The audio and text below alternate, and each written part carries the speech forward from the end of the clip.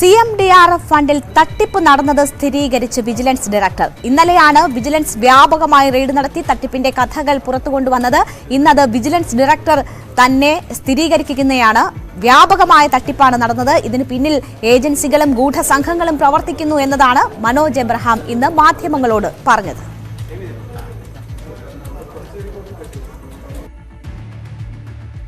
നമ്മളിപ്പോൾ ഈ field enquiry നടത്തുമ്പോൾ നമ്മൾ ആ ആൾക്കാരോട് പെർട്ടിക്കുലർലി അപ്ലിക്കൻസിനോട് ചോദിക്കുമ്പോൾ നമുക്ക് മനസ്സിലാവും വേറെ ആരുടെയൊക്കെ റോളുണ്ട്. അപ്പം വേറെ ഇതിനകത്ത് കറപ്ഷൻ്റെ ആംഗിള് ഗവൺമെൻറ് ഉദ്യോഗസ്ഥന്മാരുടെ വന്നിട്ടുണ്ടോ എന്ന് അതും വെരിഫൈ ചെയ്യുന്നുണ്ട്. പക്ഷേ അതിപ്പം ഫീൽഡ് എൻക്വയറി നടത്തുമ്പോൾ മനസ്സിലാവും. അപ്പോൾ അങ്ങനെ ഉണ്ടെങ്കിൽ ആ കാര്യങ്ങൾ നമ്മൾ ഇന്നത്തെ എൻക്വയറിക്കകത്ത് കൊണ്ടുവരും. CMൻ്റെ ഓഫീസിൽ തന്നെ അവർ കുറച്ച് അപേക്ഷകൾ അവരുടെ അടുത്ത് വന്നപ്പം വെരിഫൈ ചെയ്തപ്പോൾ ഇങ്ങനത്തെ ഒരു കാര്യം വന്നു. പിന്നെ കുറേ കംപ്ലയിൻറ്റ്സ് നമുക്ക് ഇങ്ങനത്തെ വിവിധ സോഴ്സുകളിൽ ഇൻ്റലിജൻസ് കളക്ട് ചെയ്തുണ്ടായി. അപ്പം ആദ്യം നമ്മൾ ഓർത്ത് ഇത് ലോക്കലൈസ്ഡ് ആയിരിക്കും. കുറച്ച് ജില്ലകളിലൊക്കെ ആദ്യം കൊല്ലത്താണ് നമുക്ക് കൂടുതൽ കംപ്ലയിൻറ്റ്സ് കിട്ടിയത്. പക്ഷെ നമ്മൾ എല്ലാ ജില്ലയിലും നോക്കിയിട്ട് കുറേ സ്ഥലത്ത് ഇത് ക്രമക്കേട് ഉണ്ടെന്ന് മനസ്സിലാക്കിയിട്ടാണ് നമ്മളൊരു സ്റ്റേറ്റ് വൈഡ് സർപ്രൈസ് ഒക്കെ നടത്തി. കുറ്റക്കാർക്കെതിരെ കർശനമായ നടപടി സ്വീകരിക്കുമെന്ന് റവന്യൂ മന്ത്രി കെ രാജൻ പറഞ്ഞു. ഒരാളും രക്ഷപ്പെടാൻ പോകുന്നില്ല. വിജിലൻസിനോട് അന്വേഷിക്കാൻ ആവശ്യപ്പെട്ടത് റവന്യൂ വകുപ്പ് തന്നെയാണെന്നും കെ രാജൻ പറഞ്ഞു. മന്ത്രി എന്ന നിലയിൽ ചുമതലയോടുകൂടി തന്നെ ആളുകളോട് അതിന് മറുപടി പറയും. വിജിലൻസിൻ്റെ റിപ്പോർട്ട് എന്താണ് എന്ന് മനസ്സിലാക്കുകയും അക്കാര്യത്തെക്കുറിച്ച് നല്ലതുപോലെ പഠിക്കുകയും ചെയ്താൽ മാത്രമേ ഇക്കാര്യത്തെക്കുറിച്ച് നമുക്കൊരു കൃത്യമായ മറുപടി പറയാൻ പറ്റുള്ളൂ. ഒരാളും രക്ഷപ്പെടാൻ പോകുന്നില്ല. ഏതെങ്കിലും വിധത്തിൽ കുറ്റം ചെയ്ത ഒരാളും രക്ഷപ്പെടാൻ പോകുന്നില്ല. അങ്ങനെ ആരെങ്കിലും ഒരാൾ കുറ്റം ചെയ്തതിൻ്റെ പേരിൽ അർഹരായ ഒരാൾക്കും ചികിത്സാ സഹായം നിഷേധിക്കാനും പോകുന്നില്ല. തട്ടിപ്പ് അന്വേഷിക്കാൻ പ്രത്യേക സംഘം വേണമെന്ന് പ്രതിപക്ഷ നേതാവ് VD സതീശൻ. ഇല്ലെങ്കിൽ പ്രളയ ഫണ്ട് തട്ടിപ്പ് കേസിന്റെ അവസ്ഥയാകും. കുട്ടികൾ കുടുക്ക വരെ പൊട്ടിച്ചു നൽകിയ പണമാണ് അപഹരിക്കപ്പെട്ടതെന്നും സതീശൻ പറഞ്ഞു. ഇത് ഒരു സ്പെഷ്യൽ ഇൻവെസ്റ്റിഗേഷൻ ടീമിനെ രൂപീകരിച്ച് വ്യാപകമായി ഈ ഫയലുകൾ പരിശോധിച്ച് അന്വേഷണം നടത്തേണ്ടതാണ്. ഇതിലെ യഥാർത്ഥ പ്രതികൾ രക്ഷപ്പെടാനുള്ള ഒരു സാഹചര്യവും ഉണ്ടാക്കരുത്. വേണ്ട അന്വേഷണം നടത്തി പോകുമ്പോൾ CPMന് വേണ്ടപ്പെട്ട ആളുകളുണ്ടാവും, ഒരു സംശയവും വേണ്ട. അപ്പോൾ അവരെ രക്ഷപ്പെടുത്താൻ വേണ്ടിയിട്ടുള്ള ശ്രമം നടത്തരുത്. പ്രളയ ഫണ്ട് തട്ടിപ്പിൽ നടന്നത് ഈ ദുരിതാശ്വാസ നിധി ഫണ്ട് തട്ടിപ്പിൽ നടക്കരുത് എന്നാണ് ഞങ്ങൾ ആവശ്യപ്പെടുന്നത്. മുഖ്യമന്ത്രിയുടെ ദുരിതാശ്വാസ ഫണ്ട് തട്ടിപ്പ് അന്വേഷിക്കണമെന്ന് MM ഹസൻ. തട്ടിപ്പ് നടത്താൻ ഭരണകക്ഷി സ്വാധീനമുള്ളവർക്കേ കഴിയൂ. ആകാശ് തില്ലങ്കേരിയെ CPM ഭയപ്പെടുന്നുവെന്നും ജമാഅത്തെ ഇസ്ലാമി RSS ചർച്ച ഏത് സാഹചര്യത്തിലാണെങ്കിലും അത് അംഗീകരിക്കാനാകില്ല എന്നും ഹസൻ പറഞ്ഞു. ജമാഅത്തെ ഇസ്ലാമി, വെൽഫെയർ പാർട്ടി എന്നിവരുമായി എല്ലാ കാലത്തും സഖ്യമുണ്ടാക്കിയത് CPM ആണെന്നും ഹസൻ പറഞ്ഞു. അതേക്കുറിച്ച് അന്വേഷിക്കണം. കാരണം മുഖ്യമന്ത്രിയുടെ ദുരിതാശ്വാസ നിധി ദുരുപയോഗം ചെയ്യുകയും രാഷ്ട്രീയമായി അവർക്ക് ചില സഖാക്കന്മാർക്ക് അനർഹമായും സഹായം അതിൽ നിന്ന് കൊടുക്കുകയും ചെയ്തപ്പോൾ ഞങ്ങൾ അത് എതിർത്തിട്ടുള്ളവരാണ്. അതുകൊണ്ട് തന്നെ ഇതിപ്പോ വിജിലൻസ് ആണ് ഈ പ്രശ്നം ശ്രദ്ധയിൽ കൊണ്ടുവന്നിരിക്കുന്നത്. വിജിലൻസ് കണ്ടുപിടിച്ചതാണ്. എനിക്കൊരു കാര്യം ഉറപ്പുണ്ട്, ഭരണസ്വാധീനമില്ല ഒരാൾക്ക് മാത്രമേ സർവീസ് സംഘടനയിൽപ്പെട്ടവർക്കായാലും ഈ ദുരിതാശ്വാസ നിധി ഇതുപോലെ തട്ടിപ്പിൽ വരുന്ന ആളുകൾക്ക് കൊടുക്കാൻ ധൈര്യം ഉണ്ടാവും. ഇതുപോലെ തട്ടിപ്പ് നടത്താനുള്ള ധൈര്യവും ഭരണകക്ഷിയുടെ സ്വാധീനമുള്ളവർക്കേ കഴിയും. അതുകൊണ്ട് തട്ടിപ്പ് നടത്തുന്നവരും ഉദ്യോഗസ്ഥന്മാരും തട്ടിപ്പ് നടത്തുന്നവരും ആരാണെന്ന് അന്വേഷിക്കണം. ഇതേക്കുറിച്ച് ഒരു അന്വേഷണം, അടിയന്തരമായി ഒരു അന്വേഷണം ആവശ്യമാണ്. അന്വേഷണം നടക്കുമ്പോൾ നമ്മുടെ ഈ സംശയം എത്രമാത്രം ബലപ്പെടുമെന്നുള്ളത് അപ്പം കാണാം. VV വിനോദ് ഉണ്ട് വാർത്തയുടെ വിശദാംശങ്ങളുമായി. വിനോദ്, ഇന്നലെ തന്നെ ഞെട്ടിക്കുന്ന വിവരങ്ങളാണ് പുറത്തു വന്നത്. ഇന്നിപ്പോൾ വിജിലൻസ് ഡയറക്ടർ ഇക്കാര്യങ്ങളൊക്കെ സ്ഥിരീകരിക്കുകയാണ്. തട്ടിപ്പ് നടന്നു എന്ന് സ്ഥിരീകരിക്കുന്നു. സംഘടിതവും ആസൂത്രിതവുമായ തട്ടിപ്പാണ് നടന്നത്, പിന്നിൽ ഒരു സംഘമുണ്ട് എന്ന് അദ്ദേഹം തന്നെ വിശദീകരിക്കുന്ന ഈ സാഹചര്യത്തിൽ വളരെ കൃത്യമായ പരിശോധന ഇക്കാര്യത്തിൽ ഉണ്ടാകണം എന്ന ഒരു യാഥാർത്ഥ്യത്തിലേക്കല്ലേ ഇത് വിരൽ ചൂണ്ടുന്നത്? എന്താണ് സർക്കാരിന്റെ ഭാഗത്തു നിന്നുമുള്ള ഇനിയുള്ള നീക്കം? രേണുക, വലിയ ആഴത്തിലുള്ള തട്ടിപ്പാണ് നടന്നതെന്നാണ് ഒരു ദിവസം കഴിയുമ്പോൾ നമുക്ക് മനസ്സിലാക്കാൻ കഴിയുന്നത്. കഴിഞ്ഞ ദിവസമായിരുന്നു സംസ്ഥാന വ്യാപകമായി വിജിലൻസിന്റെ പരിശോധന. ഇന്നും പരിശോധന തുടരുന്നുണ്ട്. വിജിലൻസ് മേധാവി പറഞ്ഞതുപോലെ, മനോജ് എബ്രഹാം സൂചിപ്പിച്ചതുപോലെ തന്നെ ഇത് പ്രാദേശികമായി ഉണ്ടായിരുന്ന ചില തട്ടിപ്പുകൾ അല്ലെങ്കിൽ അങ്ങനെയുള്ള ചില ഏജന്റുമാരുടെ നടപടികളായിരുന്നു, തെറ്റായ നീക്കങ്ങളായിരുന്നു എന്ന ഒരു സംശയത്തിന്റെ അടിസ്ഥാനത്തിൽ തുടങ്ങിയ പരിശോധനയാണ്. പക്ഷേ സംസ്ഥാന വ്യാപകമായി പരിശോധന നടത്തിയപ്പോഴാണ് ഇതിന്റെ ഒരു ആഴവും വ്യാപ്തിയും മനസ്സിലാകുന്നത്. വലിയ തോതിൽ എല്ലാ ജില്ലകളിലും ഈ തരത്തിലുള്ള തട്ടിപ്പ് നടന്നിട്ടുണ്ട്.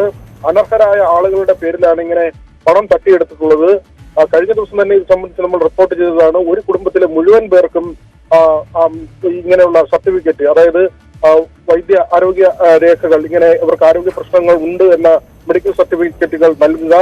അത് 2 ഘട്ടമായി നൽകുക. ഒരേ കുടുംബത്തിലുള്ള ആളുകൾക്ക് തന്നെ വീണ്ടും വീണ്ടും നൽകുക. 1500 സർട്ടിഫിക്കറ്റ് വരെ ഒരു താലൂക്കിൽ ഒരു ഡോക്ടർ നൽകുന്ന സാഹചര്യം. അപേക്ഷകൾക്കെല്ലാം ഒരേ കൈപ്പട, ഒരേ കൈയക്ഷരത്തിലുള്ള അപേക്ഷകൾ. അതായത് ഒരു കേന്ദ്രത്തിൽ നിന്ന് ഇങ്ങനെ നിരവധിയായ അപേക്ഷകൾ വിവിധ വില്ലേജ് ഓഫീസുകൾ വഴി അല്ലെങ്കിൽ കളക്ടറേറ്റുകളിലേക്ക് സമർപ്പിക്കപ്പെടുന്നു. അതിന്റെ അടിസ്ഥാനത്തിൽ ഫണ്ട് തട്ടിയെടുക്കുന്നു. ഇത് വീതം വെപ്പാണെന്ന് കൂടി വിജിലൻസ് കണ്ടെത്തിയിട്ടുണ്ട്. അതായത് ഒരു വിഹിതം ഇങ്ങനെ ഈ അപേക്ഷകരായി വരുന്ന ആളുകൾക്ക്, മറ്റൊരു വിഹിതം ഏജന്റുമാർക്ക്. ഇതിൽ ഉദ്യോഗസ്ഥരുടെ പങ്കുണ്ടോ എന്ന കാര്യമാണ് ഇപ്പോൾ വിജിലൻസ് പരിശോധിക്കുന്നത്. സ്വാഭാവികമായും ഏജന്റുമാർ മാത്രം വിചാരിച്ചാൽ ഇത്ര വലിയൊരു തട്ടിപ്പ് നടത്താൻ കഴിയില്ല. അതുകൊണ്ട് തന്നെ ഇത് സംഘടിതമാണ്, ഇതിന് പിന്നിൽ ഗൂഢാലോചനയുണ്ട് എന്ന് തന്നെയാണ് വിജിലൻസ് മേധാവി പറയുന്നത്. സർക്കാരും വലിയ ഗൗരവത്തോടു കൂടി തന്നെയാണ് ഇപ്പോഴത്തെ സാഹചര്യത്തെ വിലയിരുത്തുന്നത്. റവന്യൂ മന്ത്രിയുടെ വാക്കുകൾ വ്യക്തമാക്കുന്നതും അതുതന്നെയാണ്. കുറ്റക്കാരുണ്ടെങ്കിൽ ഒരു കാരണവശാലും അവരാരും രക്ഷപ്പെടില്ല, കർശനമായ നടപടി ഉണ്ടാകും. വിജിലൻസ് റിപ്പോർട്ടിന്റെ അടിസ്ഥാനത്തിലായിരിക്കും സർക്കാർ ഇത്തരത്തിലൊരു നടപടി എടുക്കുക എന്നതാണ്. നമുക്കിതിന്റെ ഒരു നടപടിക്രമം പരിശോധിക്കാം. അതായത് ഈ മുഖ്യമന്ത്രിയുടെ ദുരിതാശ്വാസ നിധിയിൽ സാധാരണ നിലയിൽ അക്ഷയ കേന്ദ്രങ്ങൾ വഴിയാണ് അപേക്ഷ. അല്ലാതെ ഒരു വ്യക്തിക്ക് സ്വന്തമായും ഈ പോർട്ടലിലേക്ക് അപേക്ഷ അയക്കാം. അതിൽ ചില രേഖകൾ വെക്കേണ്ടതുണ്ട്. അതായത് 6 മാസത്തിനുള്ളിലുള്ള മെഡിക്കൽ സർട്ടിഫിക്കറ്റ്, ഡോക്ടർ സാക്ഷ്യപ്പെടുത്തിയ മെഡിക്കൽ സർട്ടിഫിക്കറ്റ്, മറ്റൊന്ന് ആധാർ കാർഡ്, റേഷൻ കാർഡിന്റെ പകർപ്പ്. ഈ കാര്യങ്ങളെല്ലാം സ്കാൻ ചെയ്താണ് ഈ അപേക്ഷ അയക്കുന്നത്. ഈ മുഖ്യമന്ത്രിയുടെ ഓഫീസിൽ നിന്ന് ഇത് കളക്ടറേറ്റുകളിലേക്കും പിന്നീട് അത് താലൂക്ക് ഓഫീസുകളിലേക്കും കൈമാറുന്നു. വില്ലേജ് ഓഫീസുകളിൽ എത്തുമ്പോൾ വില്ലേജ് ഓഫീസറാണ് ഇത് പരിശോധിച്ച് സത്യസന്ധമാണോ, ഇവർക്ക് അർഹതയുണ്ടോ എന്ന കാര്യം സാക്ഷ്യപ്പെടുത്തുന്നത്. അർഹരല്ലാത്തവരുടെ കാര്യത്തിലാണെങ്കിൽ അങ്ങനെ റിപ്പോർട്ട് കൊടുക്കും. അല്ലെങ്കിൽ അർഹരാണെന്നുള്ള റിപ്പോർട്ട് മുകളിലേക്ക് കൊടുക്കുന്നു, കളക്ടറേറ്റിൽ ചെല്ലുന്നു. അവിടെ റവന്യൂ വകുപ്പ് അംഗീകരിക്കുകയും മുഖ്യമന്ത്രിയുടെ ദുരിതാശ്വാസ നിധിയിൽ നിന്നുള്ള തുക ഇവർക്ക് ലഭിക്കുകയും ചെയ്തു. എറണാകുളത്താകട്ടെ ഒരു പ്രവാസിക്ക്, വലിയ സമ്പന്നനായ ആളാണ്, പ്രവാസിയാണ്, 3 ലക്ഷം രൂപയാണ് ഈ തരത്തിൽ ഒരു പ്രവാസിക്ക് നൽകിയത്. എങ്ങനെയൊക്കെ തട്ടിപ്പുകൾ നടന്നു എന്നതിന്റെ വലിയ ഉദാഹരണമാണ് ആ പ്രവാസിക്ക് ആ പണം കിട്ടിയ സാഹചര്യമൊക്കെ സൂചിപ്പിക്കുന്നത്. വിനോദ്, ഇക്കാര്യത്തിൽ പ്രത്യേക സംഘം അന്വേഷിക്കണമെന്നൊരാവശ്യം ഇതിനോടകം പ്രതിപക്ഷ നേതാവ് മുന്നോട്ട് വെച്ചിട്ടുണ്ട്. ഭരണകക്ഷി ബന്ധമില്ലാതെ ഇത്തരം വലിയ തട്ടിപ്പ് നടക്കില്ല എന്നൊരു ആരോപണം എം ഹസൻ മുന്നോട്ട് വയ്ക്കുന്നു. അപ്പോൾ ഇതൊരു വലിയ വിഷയമായി തന്നെ മാറുകയാണ്. പക്ഷേ പ്രതിപക്ഷ ആരോപണങ്ങളോ മാധ്യമ വാർത്തകളോ അല്ല, സർക്കാർ തന്നെ മുൻകൈയെടുത്താണ് ഇത്തരം വിജിലൻസ് റെയ്ഡ് നടത്തുകയും കാര്യങ്ങൾ പുറത്തു കൊണ്ടുവന്നതും എന്നത് ഇപ്പോൾ ഒരു വസ്തുതയായി നിലനിൽക്കുന്ന ഒരു സാഹചര്യമുണ്ട്. അതുകൊണ്ട് തന്നെ ഇതിൽ പ്രതിപക്ഷത്തിന് കൂടുതൽ ആരോപണങ്ങൾക്ക് വഴിവെക്കാൻ ഇട നൽകാതെ കൃത്യമായ നടപടികളിലേക്ക് സർക്കാർ നീങ്ങുമെന്നാണോ പ്രതീക്ഷിക്കപ്പെടുന്നത്? തീർച്ചയായും രേണുക, ഇതിൽ നമുക്ക് സർക്കാർ ഭാഗത്തുള്ളവർ മാത്രം കുറ്റം ചെയ്തു അല്ലെങ്കിൽ തട്ടിപ്പ് നടത്തി എന്നൊരു നിലയിലേക്ക് ഇപ്പോൾ പറയാൻ കഴിയില്ല. കാരണം മുഖ്യമന്ത്രിയുടെ ഓഫീസ് തന്നെയാണ് ഇതിൽ ആദ്യം സംശയം പ്രകടിപ്പിച്ചത്. കാരണം ചില അപേക്ഷകളിൽ പരിശോധന നടത്തിയപ്പോൾ ഇത് വ്യാജമാണെന്ന സംശയം മുഖ്യമന്ത്രിയുടെ ഓഫീസിനുണ്ടായി. തുടർന്ന് റവന്യൂ വകുപ്പും ഇക്കാര്യം ഈ സംശയം പ്രകടിപ്പിച്ചു. തുടർന്നാണ് വിജിലൻസിന്റെ പ്രാഥമികമായ ഒരു പരിശോധന കഴിഞ്ഞ ദിവസം സംസ്ഥാന വ്യാപകമായി തന്നെ പരിശോധന നടത്തിയത്. ഈ ഏജന്റുമാരുടെ ഇടപെടൽ സംശയിച്ച് നടത്തിയ പരിശോധനയാണ്. അതിൽ തന്നെ കൊല്ലം ജില്ലയിൽ നിന്നാണ് കൂടുതൽ അപേക്ഷകൾ ഇത്തരത്തിലെത്തിയത്. അങ്ങനെ ചില കേന്ദ്രങ്ങളിൽ നിന്ന് ഉള്ള തട്ടിപ്പാണ് എന്ന നിലയ്ക്ക് നടത്തിയ പരിശോധനയാണ്. പക്ഷേ പരിശോധന നടത്തുമ്പോൾ ഏതാണ്ട് ശരാശരി 300 അപേക്ഷകൾ വീതമാണ് പരിശോധിച്ചത്. വലിയൊരു പങ്കും വ്യാജമാണ് എന്നാണ് ഇപ്പോൾ വിജിലൻസ് ഡയറക്ടർ പറയുന്നത്. അതായത് തെറ്റായ വിവരങ്ങൾ രേഖപ്പെടുത്തി രോഗത്തിന് സഹായം തേടുന്ന സാഹചര്യം, കരൾ രോഗമുള്ളവർ ഹൃദയ സംബന്ധമായ രോഗമുണ്ട് എന്ന് രേഖകൾ ഹാജരാക്കി പണം തട്ടുന്നു. അതോടൊപ്പം തന്നെ സ്പെഷ്യലൈസ്ഡ് നോക്കേണ്ട കാര്യങ്ങൾ അല്ലെങ്കിൽ അവർ സാക്ഷ്യപ്പെടുത്തേണ്ട രേഖകൾ മറ്റു ഡോക്ടർമാർ, ഇപ്പോൾ ഓർത്തോയുടെയോ മറ്റോ ഡോക്ടർമാർ സാക്ഷ്യപ്പെടുത്തുന്ന സാഹചര്യം. ഒരു ഡോക്ടർ തന്നെ നേരത്തെ സൂചിപ്പിച്ചതുപോലെ ഒരു താലൂക്കിൽ 1500 മെഡിക്കൽ സർട്ടിഫിക്കറ്റുകൾ നൽകിയിട്ടുണ്ട്. ഇക്കാര്യത്തിലേക്ക് വിശദമായ അന്വേഷണം നടക്കേണ്ടതുണ്ട്. മാത്രവുമല്ല, ഇനി ഉദ്യോഗസ്ഥരുടെ പങ്കാണ് വിജിലൻസ് പ്രധാനമായും അന്വേഷിക്കുന്നത്. അതായത് ചിലർ 2 ജില്ലകളിൽ നിന്ന് 2 കളക്ടറേറ്റ്, ഇടുക്കിയിലും കോട്ടയത്തും ഒരേ ആൾ 2 കളക്ടറേറ്റുകൾ വഴി സഹായം തേടി. മാത്രവുമല്ല, ഒരു കളക്ടറേറ്റ് വഴി 2 തവണ സഹായം നേടിയിട്ടുമുണ്ട്. ഇത്തരത്തിൽ വ്യാപകമായ തട്ടിപ്പുകളാണ് നടന്നിട്ടുള്ളത്. വലിയ തുകയുടെ വിനോദ്, സർക്കാർ തന്നെയാണ് അല്ലെങ്കിൽ മുഖ്യമന്ത്രിയുടെ ഓഫീസ് തന്നെ ഇനിഷ്യേറ്റീവ് എടുത്തുകൊണ്ട് നടത്തിയ ഒരു റെയ്ഡും പരിശോധനയുമാണ് എന്ന് പറയുമ്പോൾ പോലും തട്ടിപ്പുണ്ടാകാണ്ട് സൂക്ഷിക്കാനുള്ള ഉത്തരവാദിത്വം ആ വകുപ്പിനുണ്ട്, ഉദ്യോഗസ്ഥർക്കുണ്ട്. അത് കൈകാര്യം ചെയ്യുന്ന ആളുകൾക്ക് ആകെ തന്നെയുണ്ട്. മുഖ്യമന്ത്രിയുടെ വകുപ്പാണ്. ദുരിതാശ്വാസ നിധിയിലേക്ക് പണം വന്നത് എങ്ങനെയെന്ന് കഴിഞ്ഞ കാലത്തൊക്കെ നമ്മൾ കണ്ടതാണ്. അത് പ്രതിപക്ഷ നേതാവ് തന്നെ ഇപ്പോൾ സൂചിപ്പിച്ചതുപോലെ കുട്ടികൾ കുടുക്ക പൊട്ടിച്ചിട്ട പണം പോലും ദുരിതാശ്വാസ നിധിയിലേക്ക് വന്നിട്ടുണ്ട്. അപ്പോൾ അതിന്റെ വിനിയോഗം അത്രമാത്രം കുറ്റമറ്റതാകേണ്ടുന്ന, അത് ഉറപ്പാക്കേണ്ടുന്ന ഉത്തരവാദിത്തം ഉദ്യോഗസ്ഥരെ സംബന്ധിച്ചും ആ വകുപ്പിനെ സംബന്ധിച്ചുമുണ്ട്. അവിടെ ഒരു പാളിച്ച പറ്റിയിരിക്കുന്നു എന്നുള്ളത് സർക്കാരിന് തിരിച്ചടിയല്ലേ? ഇനി ഇതിൽ കൂടുതൽ ആരോപണങ്ങൾക്കും മറ്റും വഴിവെക്കാതെ കൃത്യമായ അന്വേഷണം നടന്ന് കുറ്റക്കാരെ നിയമത്തിന് മുന്നിൽ കൊണ്ടുവരിക എന്നതല്ലേ ചെയ്യേണ്ടത്? പക്ഷേ ഇവിടെ ഇപ്പോൾ പ്രതിപക്ഷം തന്നെ ഉദാഹരിക്കുന്നത് പോലെ പ്രളയ ഫണ്ട് തട്ടിപ്പുണ്ട്, അതിന് പിന്നിൽ ആരൊക്കെയായിരുന്നു, അതൊക്കെ എന്തായിരുന്നു നടന്നത്, ഭരണ സ്വാധീനമൊക്കെ എങ്ങനെ ഉപയോഗപ്പെടുത്തി എന്നുള്ളതൊക്കെ നമ്മുടെ മുന്നിലുണ്ട്. അപ്പോൾ ഇത് വലിയ വിമർശനങ്ങൾക്ക് എന്തായാലും ഇതിനോടകം തന്നെ വഴിവെക്കുമെന്നത് ഉറപ്പാണ്. മുഖ്യമന്ത്രിയുടെ ഓഫീസിന് തോന്നിയ സംശയം തന്നെയാണ് ഇത്തരമൊരു അന്വേഷണത്തിലേക്ക് കാര്യങ്ങളെ എത്തിച്ചതെങ്കിലും പ്രതിപക്ഷം പറയുന്നത് 100% ശരിയാണ്. പാളിച്ച എന്ന വാക്കിന് അപ്പുറത്തേക്ക് ഇത് കൃത്യമായി ഗുരുതരമായ വീഴ്ച അല്ലെങ്കിൽ ഒരു അലംഭാവം, ഇങ്ങനെ സർക്കാർ ഫണ്ട്, സർക്കാരിന്റെ തുക നൽകുന്ന കാര്യങ്ങളിൽ കൃത്യമായ നിരീക്ഷണവും പരിശോധനയും ഉണ്ടായില്ല, അല്ലെങ്കിൽ അവിടെ സംഘടിതമായ ഒരു ഗൂഢാലോചന നടന്നു എന്നത് ഞെട്ടിക്കുന്ന വസ്തുത തന്നെയാണ്. അവിടെയാണ് പ്രതിപക്ഷത്തിന്റെ വാക്കുകൾക്ക് അല്ലെങ്കിൽ അവരുടെ നിലപാടിന് പ്രസക്തി ഏറുന്നത്. ഇങ്ങനെ ഒരു സംശയമുണ്ടായി പരിശോധിച്ചു എന്ന് പറയുമ്പോഴും എന്തുകൊണ്ട് ഇങ്ങനെ ഒരു ഗുരുതരമായ പാളിച്ച, അതായത് വ്യാപകമായി നടന്ന തട്ടിപ്പ്, അത് തിരിച്ചറിയാനാവാതെ പോയി? ഇത്രയും മാത്രം ഉദ്യോഗസ്ഥർ ഈ കാര്യങ്ങൾ ശ്രദ്ധിച്ചില്ലയോ, അല്ലെങ്കിൽ ഇത്രയും ഓഫീസുകളിലെ ഉദ്യോഗസ്ഥർ ഇങ്ങനെ വഴിവിട്ട് പെരുമാറിയോ, തുടങ്ങി ഒരുപാട് സംശയങ്ങളാണ് ഇപ്പോൾ ഉയരുന്നത്. അതുകൊണ്ട് തന്നെ ഇത് നിസ്സാരവൽക്കരിക്കാൻ കഴിയുന്ന ഒരു കാര്യമല്ല, ഒരു ചെറിയ പാളിച്ചയെന്നോ നോട്ടപ്പിശകെന്നോ പറഞ്ഞ് ഒഴിവാക്കാൻ കഴിയുന്ന കാര്യമല്ല. സാധാരണ ജനങ്ങളുടെ നികുതിപ്പണമാണ്. അർഹരായ പാവപ്പെട്ട ആളുകൾക്ക് ചികിത്സാ സഹായമായി ലഭിക്കേണ്ട തുകയാണ്. അതാണ് ഇങ്ങനെ അനർഹരായി ആളുകൾ തട്ടിയെടുത്തത്. മാത്രവുമല്ല, ആളുകളിലേക്ക് പോയി എന്നതിനപ്പുറത്തേക്ക് ഏജന്റുമാരുടെ വലിയൊരു സംഘം, അവരെ സഹായിക്കുന്ന ഉദ്യോഗസ്ഥ വൃന്ദമുണ്ടോ എന്ന കാര്യമാണ് ഇനി അറിയേണ്ടത്. അവിടെയും ഇപ്പോൾ സർക്കാർ വ്യക്തമാക്കുന്നത്, അല്ലെങ്കിൽ വിജിലൻസ് മേധാവി പറയുന്നത്, തീർച്ചയായും അവിടെ വിനോദ്, ഇപ്പോൾ വിജിലൻസ് ഡയറക്ടർ തന്നെ പറയുകയാണ് വളരെ ആസൂത്രിതമായി നടന്ന തട്ടിപ്പാണ്, ഇതിന് പിന്നിൽ വലിയൊരു സംഘം പ്രവർത്തിക്കുന്നു എന്ന് വിജിലൻസ് ഡയറക്ടർ തന്നെ പറയുന്നു. സർക്കാരിന്റെ ഭാഗത്തു നിന്ന് കിട്ടിയ പരാതിയുടെ അടിസ്ഥാനത്തിലാണ് പരിശോധനയെന്നും അദ്ദേഹം സ്ഥിരീകരിക്കുന്നുണ്ട്. അപ്പോൾ പ്രാഥമിക പരിശോധനയിൽ തന്നെ വളരെ ആസൂത്രിതമായ വലിയ ഒരു സംഘം പ്രവർത്തിക്കുന്ന തട്ടിപ്പാണ് എന്ന് മനസ്സിലാക്കുമ്പോൾ വിശദമായ അന്വേഷണം അക്കാര്യത്തിൽ വേണം. കുറ്റക്കാർക്കെതിരെ നടപടി ഉറപ്പാക്കണമെങ്കിൽ ആ നിലയ്ക്കുള്ള ഗൗരവപൂർണമായ അന്വേഷണം വേണം. അപ്പോൾ ഒരു പ്രത്യേക അന്വേഷണ സംഘം രൂപീകരിച്ചുകൊണ്ട് ഒരു അന്വേഷണത്തിനുള്ള സാധ്യതയാണോ ഇനി മുന്നിലുള്ളത്? തീർച്ചയായും ആ നിലയ്ക്ക് തന്നെയാണ് പ്രത്യേക സംഘം അന്വേഷിക്കേണ്ട ഒരു സാഹചര്യം നിലനിൽക്കുന്നുണ്ട്.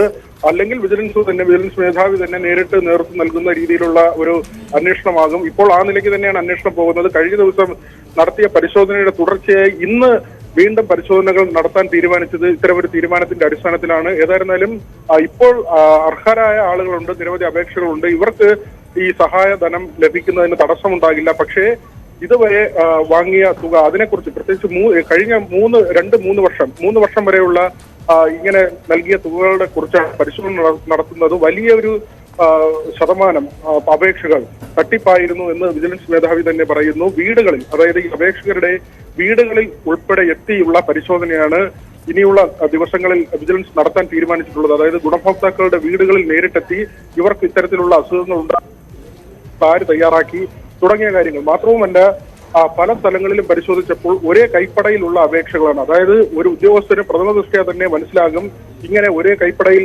അപേക്ഷകൾ എത്തുമ്പോൾ ആരാണ് തയ്യാറാക്കുന്നത്, ഈ രേഖകൾ ശരിയാണോ, അല്ലെങ്കിൽ സാക്ഷ്യപ്പെടുത്തിയ ഡോക്ടർ ആരാണ്, തുടങ്ങിയ കാര്യങ്ങളൊക്കെയും പരിശോധിക്കാൻ കഴിയുന്നതാണ്. പക്ഷേ അവിടെയൊക്കെയും കൃത്യമായ പരിശോധനകൾ ഉണ്ടായോ, ഇത് വീടുകളിലെത്തി തന്നെ സ്ഥിരീകരിച്ചിരുന്നോ, ഇങ്ങനെയുള്ള ആളുകൾക്ക് അർഹതപ്പെട്ട ആളുകൾ തന്നെയാണോ എന്ന കാര്യം സ്ഥിരീകരിച്ചിരുന്നോ, തുടങ്ങിയ സംശയങ്ങളാണ് ഉയരുന്നത്. അതുകൊണ്ട് തന്നെ ഈ ഗൂഢ സംഘത്തിന് പിന്നിൽ ഏജന്റുമാർ എന്നതിനപ്പുറത്തേക്ക് ഉദ്യോഗസ്ഥ വൃന്ദം കൂടി ഈ തട്ടിപ്പിൽ വളരെ കൃത്യമായ അന്വേഷണം ഇക്കാര്യത്തിൽ വേണം. കാരണം അർഹരായവരുടെ പേരിൽ അനുവദിച്ച് കിട്ടിയ തുക പോലും അവർക്ക് കിട്ടിയിട്ടില്ല. ഏജന്റുമാർ ഇടനില നിന്ന് അവരുടെ അക്കൗണ്ടിൽ നിന്ന് നേരിട്ട് തട്ടിയെടുക്കുന്ന നിലയിലേക്ക് വരെ തട്ടിപ്പ് നടന്നിട്ടുണ്ട് എന്നാണ് മനസ്സിലാകുന്നത്. അപ്പോൾ അംഗീകരിച്ച് കിട്ടിയതും അനുവദിച്ച് കിട്ടിയതും അർഹർക്കാണെങ്കിൽ പോലും ആ പണം അർഹരിലേക്ക് എത്തിയിട്ടില്ല, അത് ഈ തട്ടിപ്പുകാർ തട്ടിയെടുത്തിട്ടുണ്ട്. അപ്പോൾ കൃത്യമായ അന്വേഷണം നടന്നാൽ മാത്രമേ എന്തൊക്കെയാണ് സംഭവിച്ചത് എന്ന് വ്യക്തമാവുകയുള്ളൂ. അനർഹർ കൈപ്പറ്റിയതിന്റെയും അർഹർക്ക് കിട്ടാത്തതിന്റെയും അർഹർക്ക് അനുവദിച്ചു പക്ഷെ കിട്ടാതെ പോയതിന്റെയും ഒക്കെ കഥകൾ, ചുരുളുകൾ ഇനി അഴിയേണ്ടതുണ്ട്. വിനോദാണ് വാർത്തയുടെ വിശദാംശങ്ങൾ നൽകിയത്. നമ്മളൊരു ഇടവേളയിലേക്ക് പോവുകയാണ്. ഇടവേളയ്ക്ക് ശേഷം ADMK സ്വത്ത് തർക്കത്തിൽ O പനീർസെൽവത്തിന് തിരിച്ചടിയേറ്റിരിക്കുകയാണ് സുപ്രീം കോടതിയിൽ. അതിന്റെ വിശദാംശങ്ങൾ കാണാം.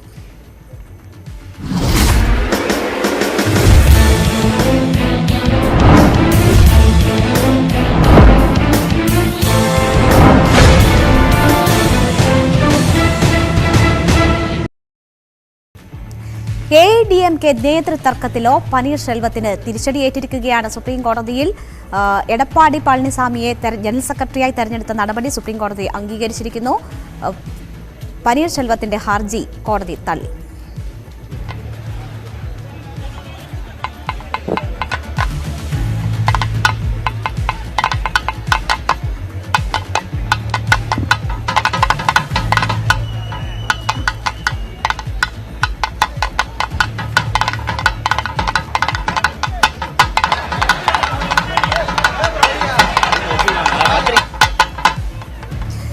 എടപ്പാടി പളനിസ്വാമിയെ ജനറൽ സെക്രട്ടറിയായി തെരഞ്ഞെടുത്തത് കോടതി അംഗീകരിച്ചിരിക്കുന്നു. തുടർന്ന് എടപ്പാടി ക്യാമ്പിൽ വലിയ ആഹ്ലാദ പ്രകടനങ്ങളാണ് നടക്കുന്നത്. അതിന്റെ ദൃശ്യങ്ങളാണ് നമ്മൾ കാണുന്നത്. വാർത്തയുടെ വിശദാംശങ്ങളുമായി മനു ഭരത് നമുക്കൊപ്പം ചേരുകയാണ്.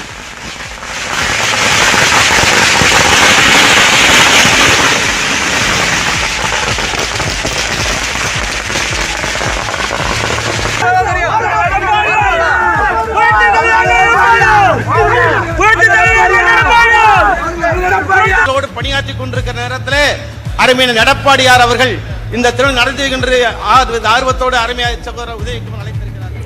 മനു ഭരതുണ്ട് വാർത്തയുടെ വിശദാംശങ്ങളുമായി. മനു, ഒരു രാഷ്ട്രീയ തെരഞ്ഞെടുപ്പിലെ വിജയം പോലെയോ അല്ലെങ്കിൽ രാഷ്ട്രീയ എതിരാളികൾക്ക് നല്ല തിരിച്ചടി നൽകിയതിനു ശേഷമുള്ള ഒരു ആഹ്ലാദ പ്രകടനം പോലെയൊക്കെയാണ് പളനിസ്വാമിയുടെ ക്യാമ്പ് ഈ കോടതി വിധിക്ക് ശേഷം ഉള്ള ആഹ്ലാദ പ്രകടനങ്ങൾ നടത്തുന്നത്. പനീർശെൽവം കൂടുതൽ അപ്രസക്തനാവുകയാണോ തമിഴ് രാഷ്ട്രീയത്തിൽ? അപ്രസക്തരായി എന്ന് മാത്രമല്ല, അദ്ദേഹം ഇതിന് പുറത്തായി എന്നതാണ് ഇതിൻ്റെ ഒരു പ്രത്യേകത. കാരണം AIADMKയുടെ നേതൃത്വം പൂർണ്ണമായി ഇനി എടപ്പാടി പളനിസ്വാമിക്ക് EPSൻ്റെ കൈകളിലേക്ക് എത്തി എന്നതാണ് ഈ കോടതി വിധി വ്യക്തമാക്കുന്നത്. ഇത് നേരത്തെ ഒരു ജനറൽ കൗൺസിൽ യോഗത്തിൽ EPSന് പാർട്ടിയുടെ ഇടക്കാല ജനറൽ സെക്രട്ടറിയായി തിരഞ്ഞെടുത്തിരുന്നു. ഇതിനെ ചോദ്യം ചെയ്താണ് പനീർശെൽവം ആദ്യം മദ്രാസ് ഹൈക്കോടതിയിൽ എത്തിയത്. സിംഗിൾ ബെഞ്ചിൽ നിന്ന് അനുകൂലമായ വിധി അദ്ദേഹത്തിന് ലഭിച്ചു. പക്ഷേ ഡിവിഷൻ ബെഞ്ച് അത് തള്ളുകയായിരുന്നു. പിന്നീടാണ് ഈ ഡിവിഷൻ ബെഞ്ച് ഈ വിധി തള്ളിയപ്പോഴാണ് ഇതിനെതിരെ സുപ്രീം കോടതിയെ പനീർശെൽവം സമീപിച്ചത്. ഏതായാലും ഈ സുപ്രീം കോടതി ഈ ഘട്ടത്തിൽ മദ്രാസ് ഹൈക്കോടതി ഡിവിഷൻ ബെഞ്ചിൻ്റെ അതേ നിലപാട് തന്നെയാണ് സ്വീകരിച്ചിരിക്കുന്നത്. അതോടുകൂടി ഇനി AIADMKയുടെ പദവി ഇനി പനീർശെൽവത്തിന് നഷ്ടമായി എന്നതാണ് ഇതിൽ നിന്ന് വ്യക്തമാകുന്നത്. ശരി, മനു ഭരത്താണ് വിവരങ്ങൾ നൽകിയത്. എന്തായാലും പനീർശെൽവത്തിനെ സംബന്ധിച്ച് വലിയ തിരിച്ചടിയാണ് ഇപ്പോൾ കോടതിയിൽ ഉണ്ടായിരിക്കുന്നത്. ഇടവേ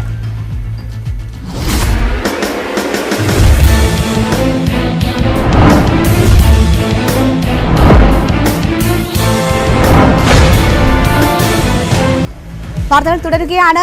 ബില്ലുകളിൽ മന്ത്രിമാരുടെ വിശദീകരണം തൃപ്തികരമല്ലെങ്കിൽ രാഷ്ട്രപതിക്ക് അയക്കുമെന്ന് ഗവർണർ ആരിഫ് മുഹമ്മദ് ഖാൻ.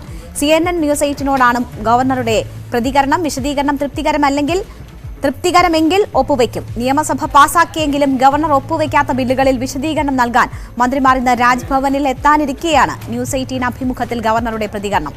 ലോകായുക്ത ഭേദഗതി ബില്ലിൽ വിട്ടുവീഴ്ചയ്ക്കില്ലെന്ന സൂചനയും ഗവർണർ നൽകുന്നു. സ്വന്തം കാര്യത്തിൽ സ്വയം വിധികർത്താക്കളാകാൻ ആർക്കും കഴിയില്ലെന്നാണ് ഗവർണർ പറഞ്ഞത്.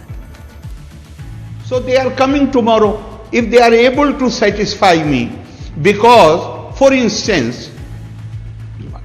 they on the question of the Lokayukta, the government itself wants to sit in judgment. Nobody can be a judge in his own cause. If they are able to satisfy me, I will clear the bill. If they are not able to satisfy me,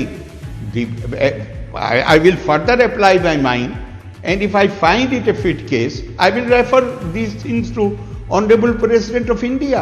Because don't forget, in 2001 Honorable Supreme Court in the case of Tamil Nadu has clearly said that the oath which governor takes to defend, preserve and protect the Constitution and the laws is not a mere formality. He cannot allow anything to be done which is contrary to the Constitution and the laws. I am duty bound. I cannot do otherwise. There is no dispute, therefore no question of reconciliation. They have to satisfy me that these measures do not contradict the provisions of the Constitution and the spirit of those provisions and the laws. and I'm open to discussion. രാജ്ഭവനിലെത്തി കാര്യങ്ങൾ വിശദീകരിക്കാൻ ഭരണഘടനാപരമായ മുഖ്യമന്ത്രി ബാധ്യസ്ഥനാണ്. എന്നാൽ മുഖ്യമന്ത്രി അത് ചെയ്യാറില്ലെന്നും governor വിമർശിച്ചു. I have written number of letters saying to him, it is your constitutional duty to brief me regularly. He never performed his constitutional duty. He never comes to Raj Bhavan. On these bills, I wrote to him about 6 months back. I have certain queries. I want to be briefed about them. More than 6 months. About 4 months back, he wrote to me that the ministers concerned will come and brief you. They never came. And last week he wrote to me that an appointment was given to them which was cancelled. He's talking about a day on which I was not even in Trivandrum. So I clarified it. I said this is not right. Nobody has sought any appointment. Nobody has come to me. No appointment was given. No appointment was cancelled. Governor ഇന്ന് തിരുവനന്തപുരത്ത് മടങ്ങിയെത്തും. 4 മന്ത്രിമാരാണ് ഇന്ന് രാജ്ഭവനിൽ നേരിട്ടെത്തി സർക്കാർ പക്ഷം വിശദീകരിക്കുന്നത്. മന്ത്രിമാരെ governor അത്താഴ വിരുന്നിനും ക്ഷണിച്ചിട്ടുണ്ട്. 1ാം ക്ലാസ് പ്രവേശനത്തിന് 6 വയസ്സെന്ന കേന്ദ്ര സർക്കാരിന്റെ നിർദ്ദേശത്തെ തള്ളുന്നില്ലെന്ന് വിദ്യാഭ്യാസ മന്ത്രി വി ശിവൻകുട്ടി. കൂടിയാലോചനകൾക്ക് ശേഷമേ തീരുമാനം നടപ്പിലാക്കൂ. വിദഗ്ധരുമായും അധ്യാപക സംഘടനകളുമായും ചർച്ച നടത്തേണ്ടതുണ്ട്. കേന്ദ്ര നിർദ്ദേശം അറിഞ്ഞത് മാധ്യമങ്ങളിലൂടെയെന്നും മന്ത്രി പറഞ്ഞു. കേന്ദ്ര ഗവൺമെന്റ് ആണല്ലോ, കേന്ദ്ര ഗവൺമെന്റ് വിദ്യാഭ്യാസ രംഗത്ത് പറഞ്ഞിരിക്കുന്ന ഒരു കാര്യം നമ്മൾ പാടെ തള്ളിക്കളയേണ്ട കാര്യമില്ലല്ലോ. അതാണ് ഞാൻ പറഞ്ഞ ഒരു അഭിപ്രായ സമന്വയം ഉണ്ടാക്കുന്നതിനെ സംബന്ധിച്ചിടത്തോളം കേന്ദ്ര ഗവൺമെന്റിനോട് കേരളത്തിൻ്റെ സാഹചര്യങ്ങളെ സംബന്ധിച്ചിടത്തോളം ബോധ്യപ്പെടുത്തും. അത് പിന്നെ ഏകപക്ഷീയമായിട്ടുള്ളൊരു ബോധ്യപ്പെടുത്തലല്ല, ബന്ധപ്പെട്ട ആൾക്കാരുമായിട്ടൊക്കെ തന്നെ ഒരു ചർച്ച നടത്തി, അധ്യാപക സംഘടന അതുപോലുള്ള എല്ലാവരുമായിട്ടൊക്കെ ഒരു ചർച്ച നടത്തിയിട്ട് ഇതിലെന്ത് വേണം എന്ന് സംബന്ധിച്ചിടത്തോളം കേന്ദ്ര ഗവൺമെന്റിനെ ബോധ്യപ്പെടുത്തും. പാടെ നമ്മളെ തള്ളിക്കളയുന്നില്ല. കുടിക്കാൻ തുള്ളിയില്ലാതെ കൊച്ചി.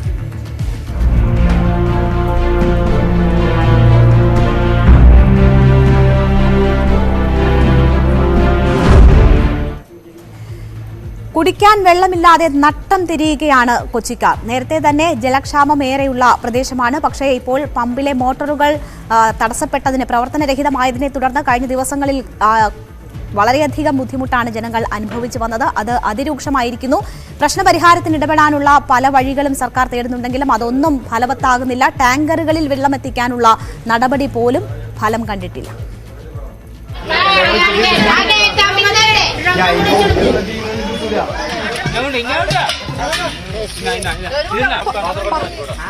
മരട്, ചെല്ലാനം, ഫോർട്ട് കൊച്ചി, മട്ടാഞ്ചേരി തുടങ്ങിയ മേഖലകളിൽ ഇതൊരു പുതിയ കാഴ്ചയല്ല.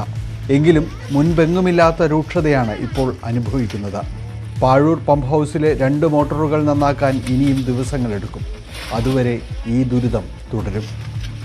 ഇതാണ് ഇപ്പൊ ഈ വെള്ളം കിട്ടണോണ്ട് ഇപ്പൊ കഴിയണം. ഈ മോട്ടോർ കംപ്ലൈന്റ് ആയിട്ട് 1 മാസമായി. ഇപ്പോ 1 മാസമായി വെള്ളം കിട്ടാം. അപ്പൊ അത് ശരിക്കും പറഞ്ഞത് അഡ്ജസ്റ്റ് ചെയ്ത് പോകുന്നുണ്ട്. പക്ഷെ അത് കാര്യങ്ങൾ നടക്കണില്ല. ഭയങ്കര ബുദ്ധിമുട്ടിലാണ്. വെള്ളമില്ലാത്തതുകൊണ്ട് ഞങ്ങൾ ജീവിക്കാൻ പറ്റണില്ലല്ലോ. ഒരു തൊഴിലുറപ്പിന് പോയിട്ട് ഉച്ചക്കും കൂടി ഞങ്ങൾ നിൽക്കാൻ അവിടെ നിന്ന് പണിയനേന്ന്. വെള്ളം ഉണ്ടെങ്കിൽ വന്ന് കുളിച്ചിട്ട് ഞങ്ങൾ ഭക്ഷണം കഴിച്ച് തിരിച്ചു പോകും. ഇത് അവിടെ നിന്ന് പണിയനേന്ന്. എടുത്തു വെച്ചങ്ങനെ കാരണം മക്കള് വന്നിട്ട് കൊണ്ടുപോയത് സങ്കടം തന്നെയാണ്. ഞങ്ങൾ ഇവിടുന്ന് കൊണ്ടുപോയിട്ട് എന്തു ദൂരെ വലിച്ചു കൊണ്ടുപോകണം. ഇത് പിന്നെ ഈ കൗൺസിലർ തരുന്നത് കൊണ്ട് ഞങ്ങൾ ഇങ്ങനെയെങ്കിലും ഒക്കെ പോണു. ജനപ്രതിനിധികൾ തന്നാലാവും വിധം പാഞ്ഞു നടക്കുകയാണ് ഈ പ്രതിസന്ധിക്കിടെ. ഈ വാർഡിൽ 20,000 ലിറ്റർ വെച്ച് ഞാൻ അടിക്കുന്നുണ്ട് ഒരു ദിവസം. അതായത് 4 മണി വെളുപ്പിനെ വരെ ഞാൻ ഈ ഡിവിഷനിൽ ഉറങ്ങാതിരിപ്പുണ്ട്. തുടർച്ചയായി 2 മാസമായി കുടിവെള്ളം ലഭിക്കുന്നില്ലെന്നാണ് ഫോർട്ട് കൊച്ചി തുരുത്ത് നിവാസികൾ പറയുന്നത്. കുടിക്കാനോ ഭക്ഷണം പാകം ചെയ്യാനോ പോലും നിവർത്തിയില്ലാത്തതായി. ഈ വെള്ളം കണ്ട കുപ്പിവെള്ളം, പൈപ്പിൽ തന്നെ വെള്ളമാണ്.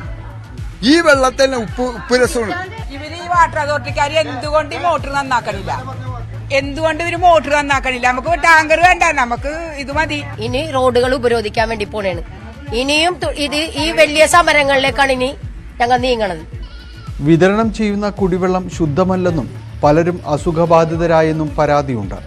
കുടിവെള്ളത്തിനായി ഇപ്പോഴുള്ള സമരം കൂടുതൽ ശക്തമാക്കാനാണ് നാട്ടുകാരുടെ തീരുമാനം.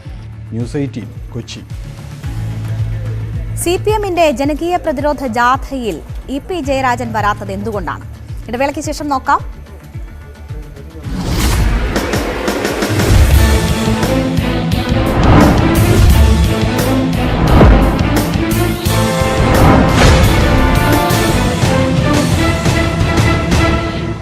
വാർത്തകൾ തുടരുന്നു. CPM-ന്റെ ജനകീയ പ്രതിരോധ ജാഥയിൽ പങ്കെടുക്കാതെ EP ജയരാജൻ. കണ്ണൂർ ജില്ലയിലെ സ്വീകരണ പരിപാടികളിൽ EP പങ്കെടുത്തില്ല. CPM സംസ്ഥാന സെക്രട്ടറി MV ഗോവിന്ദൻ നയിക്കുന്ന ജാഥയുടെ ഉദ്ഘാടന പരിപാടിക്ക് ക്ഷണമുണ്ടായിട്ടും എത്താത്തത് അതൃപ്തി കാരണമെന്ന സൂചനയാണ് വരുന്നത്. ജാഥ അംഗമല്ലെന്നാണ് EP-യുടെ പ്രതികരണം. എന്നാൽ EP ജയരാജൻ ജാഥയിൽ നിന്ന് വിട്ടുനിൽക്കുന്നതല്ലെന്ന് MV ഗോവിന്ദൻ പറഞ്ഞു.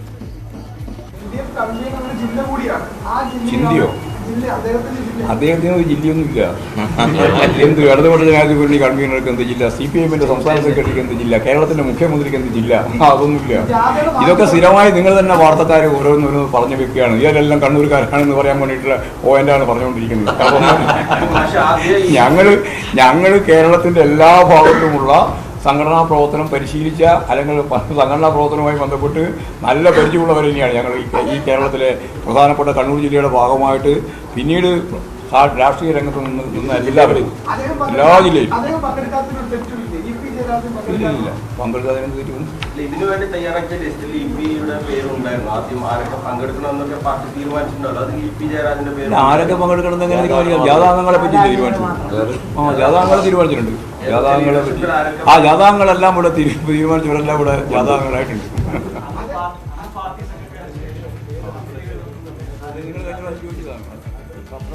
ആകാശ് തില്ലങ്കേരി വിഷയത്തിൽ ഉറച്ച നിലപാടെടുത്ത MV ഗോവിന്ദൻ വിളക്കി വരുന്ന രോഗത്തിന് നല്ല ചികിത്സ തന്നെ നൽകും, കളകളെ പറിച്ചു നീക്കുക തന്നെ ചെയ്യുമെന്നും MV ഗോവിന്ദൻ പറഞ്ഞു. മുഖ്യമന്ത്രിക്ക് കറുപ്പ് കണ്ടാൽ വെറുപ്പെന്ന് MM ഹസൻ. കറുപ്പ് കണ്ടാൽ വിരണ്ടോടുന്ന കാളയെ പോലെ ആവുകയാണ് മുഖ്യമന്ത്രി. കറുത്ത കാറിൽ കറുത്ത വസ്ത്രം ധരിച്ച ബ്ലാക്ക് ക്യാറ്റിന്റെ സംരക്ഷണയിൽ പോകുമ്പോഴും മുഖ്യമന്ത്രിക്ക് ഭയമാണ്. യൂത്ത് കോൺഗ്രസ് പ്രവർത്തകരെ തല്ലുന്നത് തുടർന്നാൽ തെരുവിലിറങ്ങും. മുഖ്യമന്ത്രി പേടിത്തൊണ്ടനാണെന്നും ഹസൻ പറഞ്ഞു.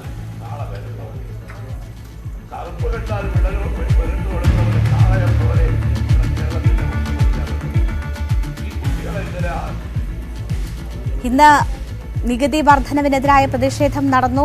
കോഴിക്കോട് യൂത്ത് ലീഗ് നടത്തിയ കളക്ടറേറ്റ് മാർച്ചിൽ സംഘർഷമുണ്ടായി. നികുതി വർധനവിനും മുഖ്യമന്ത്രിയുടെ സുരക്ഷയുമായി ബന്ധപ്പെട്ടുള്ള പോലീസ് നടപടികൾക്കുമെതിരെയായിരുന്നു പ്രതിഷേധം. പ്രവർത്തകർ ബാരിക്കേഡ് മറികടന്നതോടെ പോലീസ് ജലപീരങ്കി പ്രയോഗിച്ചു.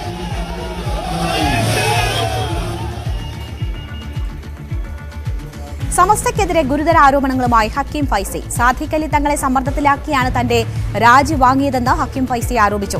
രാജിക്ക് ജനറൽ ബോഡിയുടെ കൂടി അംഗീകാരം വേണമെന്നും ഹക്കീം ഫൈസി പറഞ്ഞു. എന്നാൽ സാദിഖ് അലി തങ്ങളെ കൂടെ നിർത്തി CIC നിയന്ത്രണം ഏറ്റെടുക്കാനുള്ള നീക്കത്തിലാണ് സമസ്ത.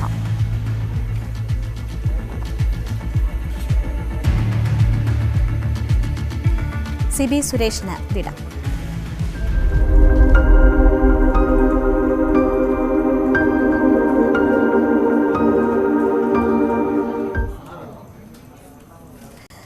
CB സുരേഷിന്റെ സംസ്കാരം ഇന്ന് ചേരാനല്ലൂർ ശ്മശാനത്തിൽ നടക്കും. വരാപ്പുഴ പുത്തൻപള്ളി ഹാളിൽ 2 മണിവരെ മൃതദേഹം പൊതുദർശനത്തിന് വെച്ചിട്ടുണ്ട്. അന്ത്യാഞ്ജലി അർപ്പിക്കാൻ നിരവധി പേരാണ് എത്തിക്കൊണ്ടിരിക്കുന്നത്. വൈകിട്ട് 3 മണിക്കാണ് സംസ്കാര ചടങ്ങുകൾ നടക്കുക.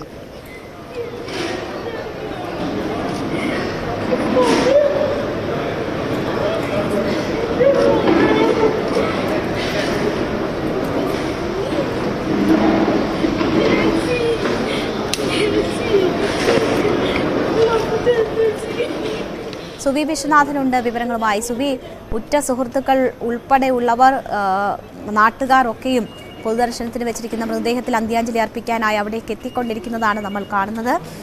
എന്തൊക്കെയാണ് അവിടെ നിന്നുമുള്ള വിവരങ്ങൾ?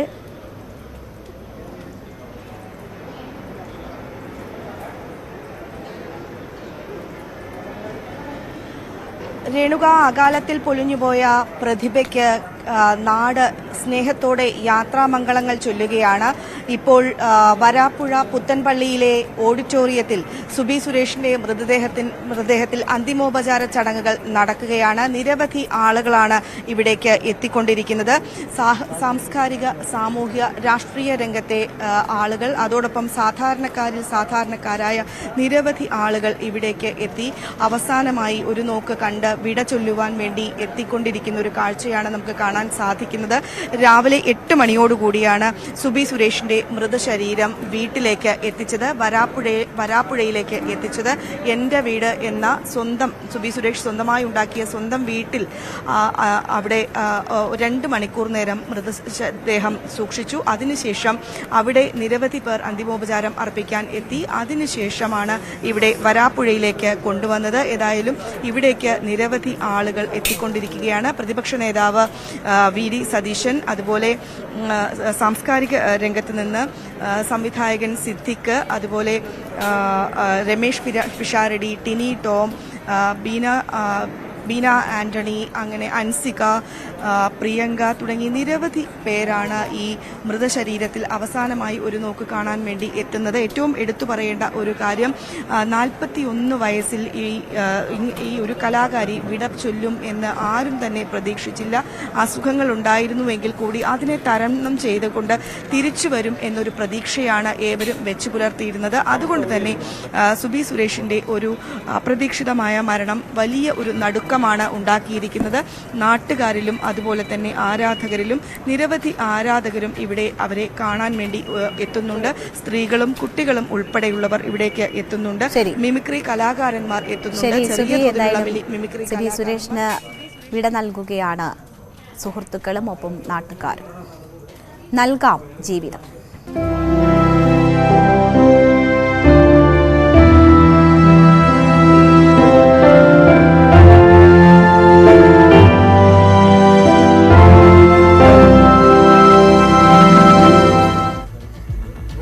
കരൾ രോഗബാധയെ തുടർന്ന് ചലച്ചിത്ര താരം സുബി സുരേഷ് മരിച്ചതിന് പിന്നാലെ സമൂഹ മാധ്യമങ്ങളിലടക്കം വലിയ ചർച്ചയാണ് അവയവദാനവും അതിനു വേണ്ടി വരുന്ന സങ്കീർണ നടപടിക്രമങ്ങൾ അവയവം മാറ്റിവെക്കൽ വൈകിപ്പിക്കുന്നുവെന്നും രോഗിയുടെ മരണത്തിന് വരെ ഇടയാക്കുന്നുവെന്നുമാണ് വിമർശനം. സംസ്ഥാനത്ത് മരണാനന്തര അവയവദാനം വലിയ തോതിൽ കുറയുന്നുവെന്ന് കണക്കുകൾ വ്യക്തമാക്കുന്നു. 2015 76 മരണാനന്തര അവയവദാനം നടന്നിരുന്ന സ്ഥാനത്ത് കഴിഞ്ഞ വർഷം ആകെ 9 പേർ മാത്രമാണ് മരണാനന്തര അവയവദാനത്തിന് തയ്യാറായത്.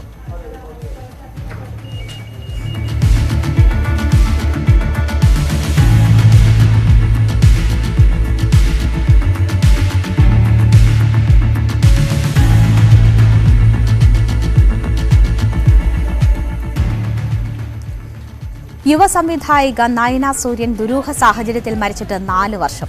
നയനയുടെ മരണവുമായി ബന്ധപ്പെട്ട ക്രൈംബ്രാഞ്ച് അന്വേഷണം പുരോഗമിക്കുകയാണ്.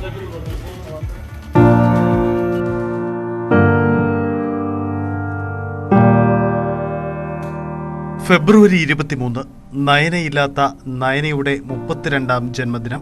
4 വർഷം മുമ്പ് ഇതുപോലൊരു ജന്മദിനം ആഘോഷിച്ച് പിരിഞ്ഞ സുഹൃത്തുക്കൾ പിന്നെ അറിയുന്നത് അവളുടെ മരണവാർത്തയാണ്. അതും തൊട്ടടുത്ത ദിവസമായ ഫെബ്രുവരി 24. മരണത്തിൽ അസ്വാഭാവികതയുണ്ടെന്ന സുഹൃത്തുക്കളുടെ അടക്കം പറച്ചിലൊക്കെ ആദ്യഘട്ടത്തെ പോലീസ് അന്വേഷണത്തിൽ മുങ്ങി. വിശദമായ പോസ്റ്റ്മോർട്ടം റിപ്പോർട്ട് ആഴ്ചകൾക്ക് മുമ്പ് പുറത്തു വന്നതോടെയാണ് മരണത്തിലെ ദുരൂഹത വീണ്ടും ചർച്ചയായത്. മ്യൂസിയം പോലീസിന്റെ അന്വേഷണ വീഴ്ചകൾ അക്കമിട്ട് പുറത്തു വന്നതോടെ കേസന്വേഷണം ക്രൈംബ്രാഞ്ചിന് കൈമാറി. നിലവിൽ 25ഓളം പേരുടെ മൊഴികൾ അന്വേഷണ സംഘം രേഖപ്പെടുത്തി. പോസ്റ്റ്മോർട്ടം നടത്തിയ ഫോറൻസിക് സർജൻ ഡോക്ടർ ശശികലയുടെ മൊഴി വീണ്ടും രേഖപ്പെടുത്തും. മൊഴികളിൽ വ്യക്തത വരുത്തിയ ശേഷം മെഡിക്കൽ ബോർഡ് രൂപീകരിക്കാൻ ശുപാർശ നൽകുമെന്ന് അന്വേഷണ സംഘം വ്യക്തമാക്കി. വൈകിട്ട് 4 കേസരി ഹാളിലാണ് നയനയുടെ അനുസ്മരണ യോഗം.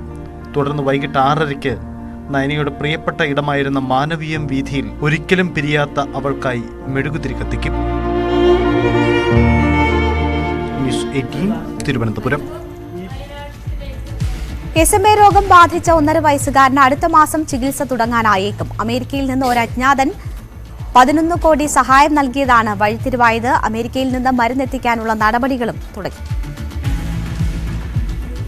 ജീവന്റെ വിലയുള്ള ഒരൊറ്റ ഇഞ്ചക്ഷൻ, അതിനുള്ള വിലയോ 17.5 കോടി. കുഞ്ഞു നിർവാണിന്റെ കളിച്ചിരികൾ മാഞ്ഞുപോകാതെ കാത്തത് 11 കോടി നൽകിയ ഒരു അജ്ഞാതനാണ്.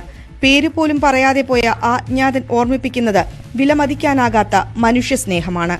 പ്രതീക്ഷിക്കുന്നതുപോലെ കാര്യങ്ങൾ നടന്നാൽ ആ 1.5 വയസ്സുകാരൻ 1 മാസത്തിനുള്ളിൽ ചികിത്സ പൂർത്തിയാക്കി ജീവിതത്തിന്റെ ചടുലതകളിലേക്ക് മടങ്ങും. മരുന്ന് അമേരിക്കയിൽ നിന്ന് എത്തിക്കാനുള്ള നടപടികൾ തുടങ്ങിക്കഴിഞ്ഞു. മരുന്നെത്തിയാൽ മാർച്ച് 20-നും 30-നും ഇടയിൽ ചികിത്സ തുടങ്ങും. ഈ മരുന്നിന് വേണ്ടിയുള്ള ഓർഡർ പ്ലേസ് ചെയ്യാനുള്ള ശ്രമത്തിലാണ് ഞങ്ങളിപ്പോൾ ഡോക്ടറായിട്ട് സംസാരിച്ചു. ഡോക്ടർ അതിന് വേണ്ടിയുള്ള ഹെൽപ്പ് ചെയ്തു തുടങ്ങുന്നുണ്ട്. നട്ടെല്ലിനുള്ള ചികിത്സയ്ക്കിടെയാണ് SMA എന്ന ജനിതക രോഗം കുഞ്ഞിൽ കണ്ടെത്തിയത്. കുഞ്ഞിന്റെ ആരോഗ്യം സംബന്ധിച്ച വാർത്തകളും സമൂഹ മാധ്യമങ്ങളിലെ ക്യാമ്പയിനും തുണയായി. മനുഷ്യസ്നേഹികളായ ഒട്ടേറെ പേർ സഹായമെത്തിച്ചു. അതിനിടെയാണ് 11,60,00,000 രൂപയ്ക്ക് തുല്യമായ $1.4 മില്യൺ ഒരാൾ നിർവാണിന്റെ സഹായനിധി അക്കൗണ്ടിൽ നിക്ഷേപിച്ചത്. പേര് വെളിപ്പെടുത്താൻ ആഗ്രഹമില്ലെന്ന് അദ്ദേഹം നിർവാണിന്റെ കുടുംബത്തെ അറിയിച്ചിരുന്നു. 100 രൂപ സഹായം നൽകിയാൽ പോലും പേരും വാർത്തയും അച്ചടിച്ചു വരാൻ മത്സരിക്കുന്നവരുടെ ഇടയിലാണ് ഈ അജ്ഞാതൻ വേറിട്ട് നിൽക്കുന്നത്. അദ്ദേഹത്തെ നമ്മൾ നന്മ എന്ന് വിളിക്കണോ അതോ ദൈവമെന്ന് വിളിക്കണോ? കൊച്ചിയിൽ നിന്ന് സുവി വിശ്വനാഥൻ, ന്യൂസ് 18. റഷ്യയുടെ യുക്രൈൻ അധിനിവേശത്തിന് നാളെ 1 വർഷം പൂർത്തിയാകുമ്പോൾ വീണ്ടും ആണവ ഭീഷണി ഉയർത്തി വ്ളാഡിമിർ പുടിൻ. രാജ്യത്തിന്റെ ആണവശക്തി വർദ്ധിപ്പിക്കുമെന്നും 3 സേനകളുടെയും ആണവശേഷി ഉയർത്തുമെന്നും പുടിൻ പറഞ്ഞു. അമേരിക്കയുമായുള്ള ആണവായുധ നിയന്ത്രണ കരാർ മരവിപ്പിച്ചതിന് പിന്നാലെയാണ് പുടിന്റെ പ്രഖ്യാപനം.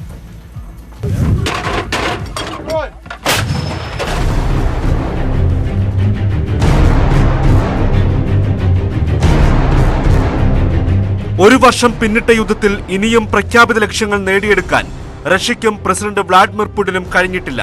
എങ്കിലും യുക്രൈനിൽ യുദ്ധം തുടരുമെന്ന് യുദ്ധവാർഷിക തലേന്നും ഉറപ്പിച്ചു പറയുകയാണ് പുടിൻ. പ്രാദേശിക സംഘർഷത്തെ ആളിക്കത്തിച്ചത് അമേരിക്കയും പടിഞ്ഞാറൻ രാജ്യങ്ങളുമാണെന്നും കുറ്റപ്പെടുത്തൽ. നിലപാടിൽ മാറ്റം വരുത്താത്ത പുടിൻ ആണവ ഭീഷണി ആവർത്തിച്ചു. രാജ്യത്തിന്റെ ആണവശക്തി വർദ്ധിപ്പിക്കും. റഷ്യൻ സേനയുടെ കര, നാവിക, വ്യോമസേനകളുടെ ആണവശേഷി ഉയർത്തുമെന്നും പ്രഖ്യാപനം. В этом смысле сегодня при защите наших интересов, при защите наших людей, при защите нашей культуры, языка, территорий, весь наш народ является сегодня защитником Отечества. കഴിഞ്ഞ ദിവസം അമേരിക്കയുമായുള്ള ആണവായുധ നിയന്ത്രണ കരാറുകളിൽ ശേഷിക്കുന്ന ഏക ഉടമ്പടി പുടിൻ താൽക്കാലികമായി റദ്ദാക്കിയിരുന്നു. US-ഉമായുള്ള ന്യൂ സ്റ്റാർട്ട് ഉടമ്പടിയിലെ റഷ്യൻ പങ്കാളിത്തമാണ് മരവിപ്പിച്ചത്. ബൈഡന്റെ കീവ് സന്ദർശനത്തിന് മറുപടിയായാണ് കരാർ മരവിപ്പിക്കാനുള്ള തീരുമാനത്തിലേക്ക് പുടിനെ നയിച്ചത്. വാർഷിക തലേന്ന് റഷ്യൻ വിദേശകാര്യമന്ത്രി വാങ് യി മോസ്കോയിലെത്തി പുടിനുമായി കൂടിക്കാഴ്ച നടത്തി. യുദ്ധത്തിൽ ചൈന റഷ്യയ്ക്ക് ആയുധ സഹായം നൽകുന്നെന്ന ആരോപണം ഇതോടെ അമേരിക്കയും നാറ്റോയും വീണ്ടും ഉയർത്തിയിരിക്കുകയാണ്. International desk, news 18. സ്പോർട്സ്.